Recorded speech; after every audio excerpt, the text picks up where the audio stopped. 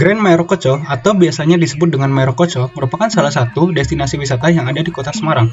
Nama Merokocho diambil dari salah satu cerita Mahabharata tentang seorang dewi yang ingin memiliki 1000 bangunan dan taman dalam waktu semalam. Destinasi wisata ini dibangun untuk mengenalkan setiap daerah yang ada di Jawa Tengah dengan mengadopsi konsep dari Taman Mini Indonesia Indah. Tempat ini dibangun pada tahun 1993 di atas lahan seluas 23,84 hektar. Tempat ini dikelilingi oleh kolam sehingga terlihat seperti berada di atas suatu pulau. Merokocho berlokasi di kawasan Pusat Rekreasi dan Promosi Pembangunan Jawa Tengah atau PRPP Jawa Tengah. Untuk mengunjungi tempat ini, pengunjung akan dikenakan tarif tiket masuk sebesar Rp20.000. Selain itu, di dalam tempat wisata ini, pengunjung akan disuguhkan dengan 35 bangunan khas dari masing-masing kabupaten dan kota yang ada di Jawa Tengah. Pada setiap daerah yang diwakilkan, tidak hanya akan melihat rumah adat, tetapi juga patung-patung atau landmark unik khas daerah tersebut. Misalnya saja untuk daerah Kudus, terdapat miniatur menara Masjid Kudus yang terkenal. Sehingga selain berekreasi dan berkuliner untuk melepas penat, di sana pengunjung dapat teredukasi dengan informasi terkait daerah-daerah di Provinsi Jawa Tengah. Trekking mangrove Merokocho hadir sejak awal tahun 2017. Di sini, wisatawan dapat menikmati semilir angin pantai sembari menyusuri hutan bakau yang tumbuh cukup lebat. Berkat adanya hutan mangrove ini, kawasan Merokocho yang dulu sempat mati suri, kini hidup kembali. Hutan mangrove di kawasan Merokocho ini dikelilingi dengan jalan berkelok yang dibuat dari susunan bambu.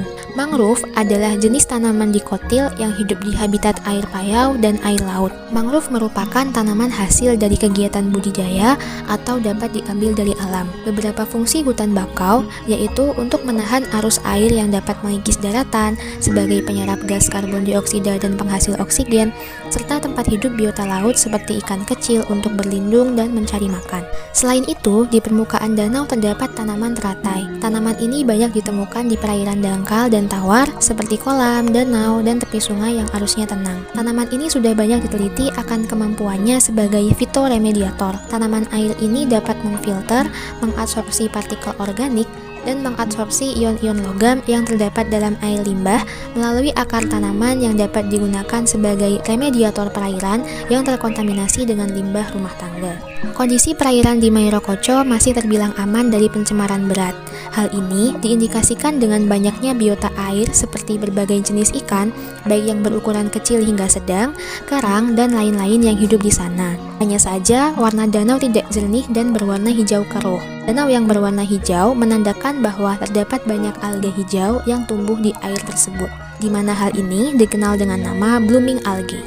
Blooming alga merupakan permasalahan dalam perairan berupa ledakan populasi alga pada suatu perairan. Blooming alga merupakan bentuk pencemaran air yang berbahaya karena dapat menyebabkan penurunan kualitas lingkungan. Blooming alga akan melepaskan racun ke air, mengurangi kadar oksigen terlarut, menurunkan pH air, dan menyebabkan banyak organisme air yang mati. Blooming alga dapat mencemari air karena melepaskan racun, terutama dari jenis alga hijau biru atau yang lebih dikenal sebagai cyanobacteria. Racun tersebut dapat menyebabkan berbagai penyakit, seperti kerusakan saraf, kerusakan hati, masalah pernapasan, iritasi kulit, hingga kematian pada manusia dan hewan.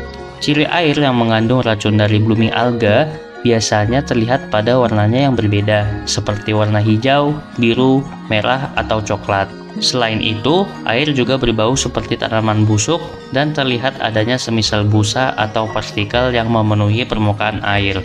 Pada perairan laut, blooming alga dapat menyebabkan pengasaman laut. Alga yang mati dan membusuk akan menghasilkan banyak karbon dioksida yang kemudian menurunkan kadar keasaman air laut, sehingga membuat air laut menjadi lebih asam. Kondisi yang terlalu asam tersebut dapat memperlambat pertumbuhan ikan dan kerang, sehingga dapat mengurangi produktivitas organisme laut dan mengganggu keseimbangan ekologinya. Blooming alga membuat permukaan air tertutupi oleh banyak alga. Hal tersebut membuat sinar matahari tidak dapat masuk ke dalam badan air dan mengakibatkan organisme yang merupakan produsen dalam air tidak bisa berfotosintesis untuk menghasilkan oksigen ataupun makanannya sendiri, sehingga akan mengalami kematian. Solusi yang mungkin dapat diterapkan dengan memanfaatkan peran bioteknologi dalam menangani masalah ini yaitu menggunakan bakteri laut.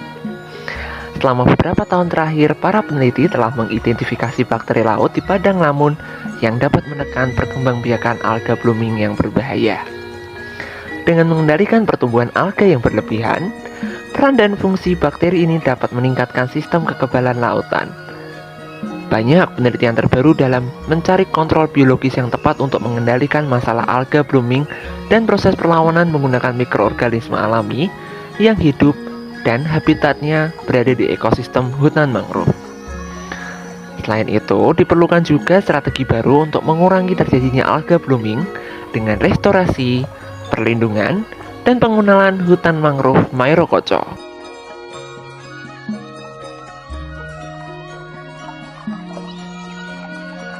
Interaksi antagonis dalam hubungan bakteri alga terdiri dari interaksi algasida dan algastatik. Istilah luas algasida mengacu pada interaksi yang menghambat pertumbuhan atau membunuh alga. Sedangkan istilah algastatik lebih spesifik berkonotasi dengan mengacu kepada penghambatan pertumbuhan alga. Salah satu contoh pernah diteliti oleh Zheng et al. Di tahun 2021. Dalam penelitiannya, diungkapkan bahwa interaksi antara bakteri algasida, spesies Streptomyces globidosporus, dan targetnya yaitu HAB, Cyanobacteria mycocystis aeruginosa.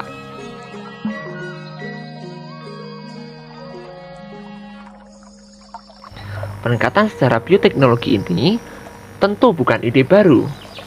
Kontrol biologis telah digunakan dalam pertanian selama beberapa dekade untuk melindungi tanaman atau untuk operasi pembersihan di daerah yang sangat tercemar.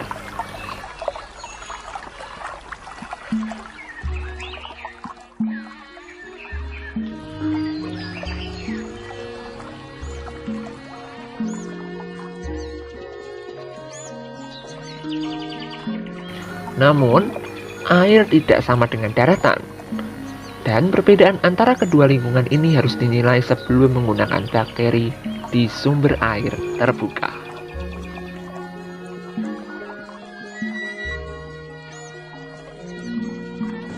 Seperti yang telah dijelaskan sebelumnya mengenai permasalahan blooming algae yang kerap terjadi di perairan sekitar kita, adapun upaya pencegahan terjadinya blooming algae yakni melalui aktivitas manusia di lingkungan sekitar perairan. Pencegahan tersebut dapat berupa penggunaan deterjen atau sabun yang bebas mengandung fosfat. Dengan begitu, jumlah fosfat di perairan akan semakin berkurang sehingga peristiwa blooming alga dapat dihindari. Selain itu, diperlukan pula dengan dilakukannya aerasi pada tambak di sekitar untuk membatasi populasi fitoplankton.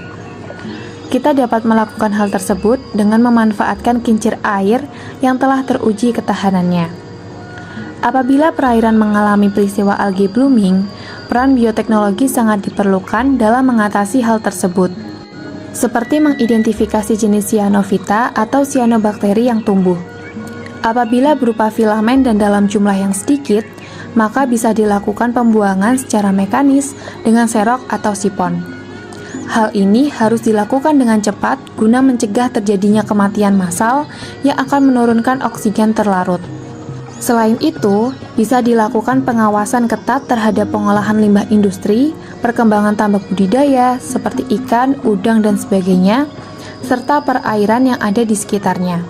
Pembatasan dalam penggunaan pupuk pada pertanian dapat dijadikan solusi untuk mengurangi terjadinya blooming algae. Pemanfaatan ikan pemakan plankton atau plankton feeder juga diperlukan karena sebagai agen pengendali pencemaran biologis atau menggunakan makhluk hidup secara alami, misalnya ikan sebagai sarana pengendalian.